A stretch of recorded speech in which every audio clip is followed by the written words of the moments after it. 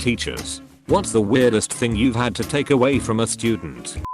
It was December or January and we were having one of those lockdowns where the police come in with dogs to sniff for drugs. We were all locked in our classrooms and no students were allowed out, even to visit the restroom. One of my students was white as a ghost, very afraid. I asked him what's the matter, but it was obvious he was afraid he was about to get busted. He said, "Do you think the dogs will go to my locker?" I said, "I don't know. Do you have something to be worried about?" He said, "There's a ham and cheese sandwich in there." I scratched my head a bit. "I'm sure it's no problem to have a sandwich." He said, "Yeah, but it's been in there since September." That reminds me of this kid who spilled weeks old coffee that he had in his locker. Our class was in the same hall and dear god did it smell terrible. 3/4 of class time was spent brainstorming ways to save ourselves from the smell. No amount of axe helped. /T3/4 of class time was spent brainstorming ways to save ourselves from the smell. No amount of axe helped. I'm picturing a class of 12 to 13-year-olds sitting in a circle brainstorming. First one, "We can spray axe." Doesn't help. Second one, "I have some axe." 2, "I'll try." Doesn't help.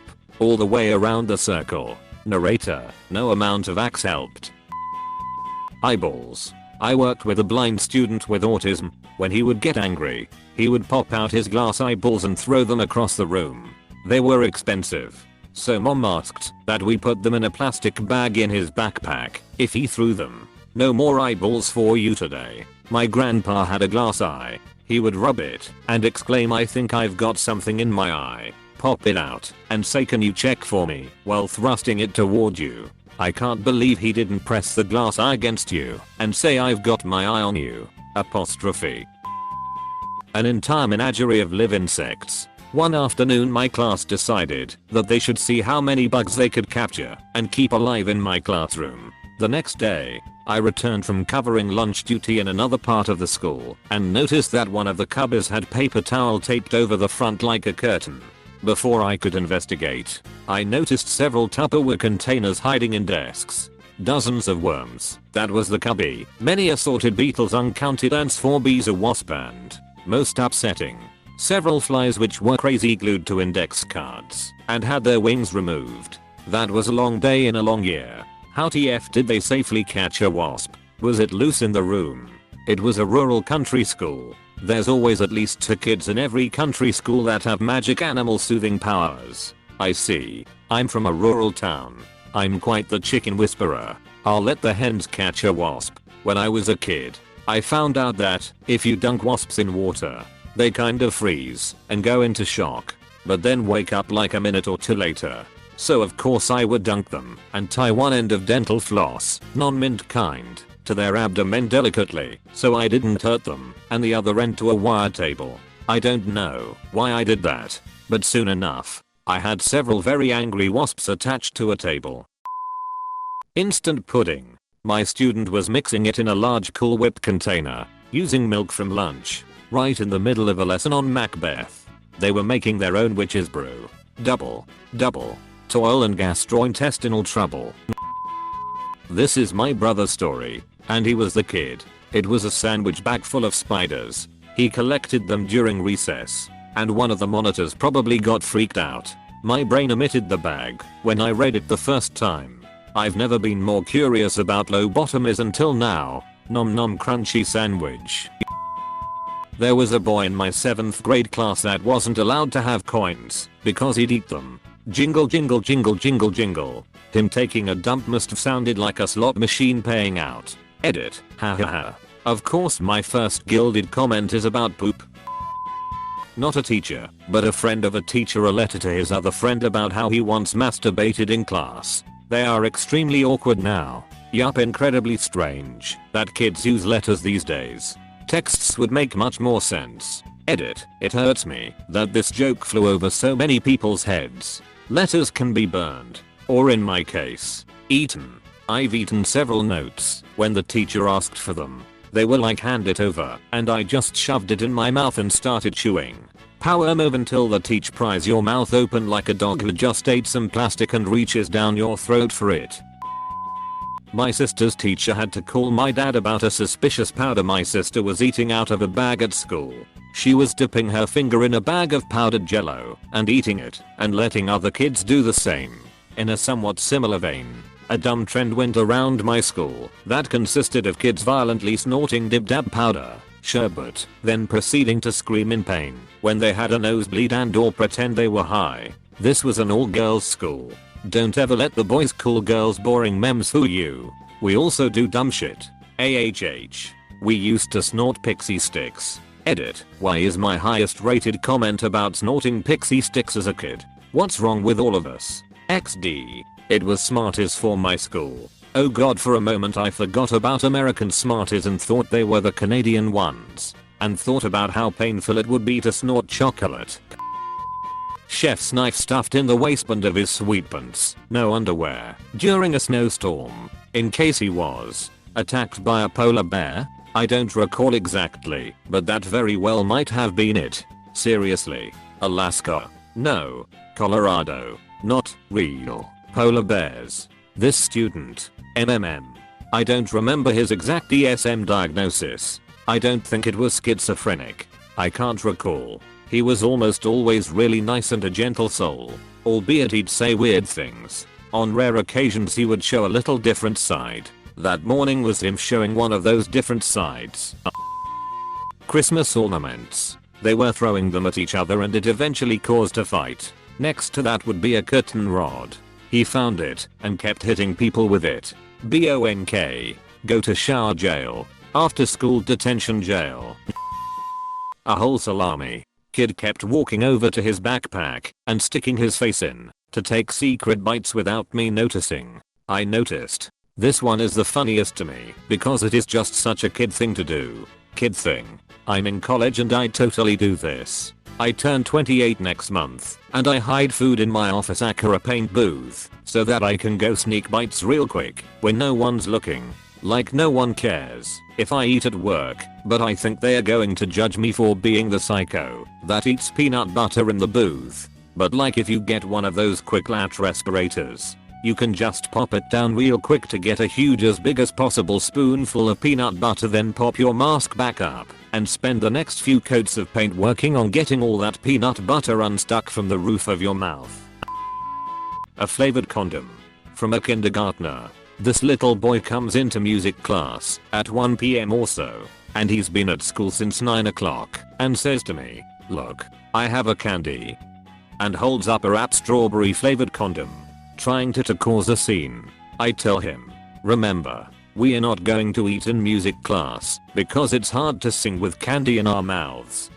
I pointed out the pocket on his jean jacket with a snap button closure and tell him to put it in there, making a mental note to tell teacher later. I always try to avoid losing control of a room of 20 and 5/6 year olds. Kid puts condom in his pocket, and I start music class. Later on, I see him putting something in his mouth. Put that back in your pocket for after school or something to that effect. Pretty sure food is scarce at home, to taking it away would have been a huge scene. Teacher comes at the end of the half-hour lesson and I discreetly tell her what's going on, and she says she'll handle it. Great. After school, the middle-aged male school counselor comes up to me and says, "Thanks to you, I've been walking around an elementary school all afternoon with a flavored condom in my pocket." Sorry, not sorry. Edit. The wrapper had pictures of strawberries on it. Also, I don't know how many of you have ever tried to take candy from a 5-year-old, but it doesn't go well. Especially if you take candy from a kid who doesn't have a lot of food at home and then put it in the garbage in front of him. It would have been a massive scene and the other 20 kids would have gone wild. I chose to keep the problem as controlled as possible. Why would he keep it in his pocket, lol? Because it's less weird than putting it on. Less likely to be caught with it on though. Unless the inspector was in that day. Not a teacher, but was part of almost eliminating the prize box in my kid's class. Kid is in kindergarten. I'm friends with a few of the other fathers in her class. One of the things her class has is a prize box. If the kids are all on their game for the week, or a kid does something especially good, they get to choose something from the box. It's filled with the kind of stuff you would find in a blister pack in the dollar store. Stuff like a little plastic car, or a bouncy ball, or whatever. Anyway, the kids love it. The parents supply stuff for it. So one day my kid comes home with a fucking kazoo from the thing. Nothing like a 6-year-old who just figured out how a kazoo works while you are trying to work from home. So immediately I fire off an email to the list of my fellow dads asking what wussies put kazoos in the prize box. And then see that 2 other people had beat me to the question. One of the guys finally replies back and it was on. I countered with whistles. Someone else had this annoying popping thing. Someone else got the world's worst balsa planes. So like, the second time it flew it was destined to snap in half and upset your kid. This went on for like a good 2 weeks before someone crossed the line and sent in glitter. By this point the teacher was onto us and told our wives on us. This is officially my favorite story here. First thing that came to mind, a drawing of a peanut. One kid said he had a peanut allergy. So a boy drew a peanut on a piece of paper and started shoving it in the other boy's face and being a general dick with it. Boom.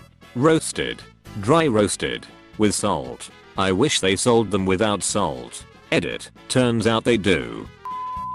Handcuffs. From an 8-year-old girl. Not quite police grade, but more than just some adult fun cuffs. Sent that down to the counselor. We had a 5th grade student of a police officer cuff his friend to the play structure on the playground a few years back. Had to call the campus cop over to figure it out. Poor lad didn't look any worse for wear. Just had to chill alone outside for a bit while his friends got back to class. Read it as he was out there for a few years and was very concerned how nobody cared. Edit. This is now my most liked comment, thanks. Has just chillin'.